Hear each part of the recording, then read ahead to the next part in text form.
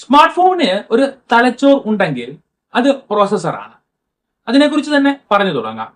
നമ്മൾ ഫോണിലെ ആപ്ലിക്കേഷനുകൾ തുറക്കുമ്പോഴും ഫോട്ടോസ് എടുക്കുമ്പോഴും ഗെയിം റൺ ചെയ്യുമ്പോഴൊക്കെ പ്രോസസ്സറാണ് ആ സിഗ്നലുകൾ സ്വീകരിക്കുകയും ഓരോ ആക്ഷനും നിയന്ത്രിക്കുകയും ചെയ്യുന്നത്.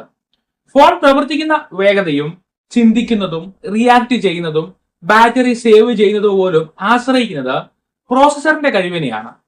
പല ബ്രാൻഡുകൾ പുറത്തിറക്കുന്ന പ്രോസസ്സറുകളുണ്ട്. Qualcomm Snapdragon, Apple Bionic, MediaTek Dimensity, സാംസങ്ങിന്റെ എക്സിനോസ്, ഗൂഗിൾ ടെൻസർ എല്ലാം അത്തരം പ്രോസസ്സർ ബ്രാൻഡുകളാണ്. എല്ലാ ബ്രാൻഡുകൾക്കും ചെറിയ പവർ മുതൽ മികച്ച പവർ വരെയുള്ള അഡ്വാൻസ്ഡ് ആയുള്ള പ്രോസസ്സറുകൾ വരെ പുറത്തിറക്കിയിട്ടുണ്ട്. എല്ലാ ബ്രാൻഡുകളും പ്രോസസ്സർ പുറത്തിറക്കുന്നത് അതിന്റെ പവറിനനുസരിച്ച് വ്യത്യസ്ത സീരീസുകളിലായാണ്. ഫോണിന്റെ വിലയുടെ 25% ഈ പ്രോസസ്സറിനുള്ള ചിലവാണ്.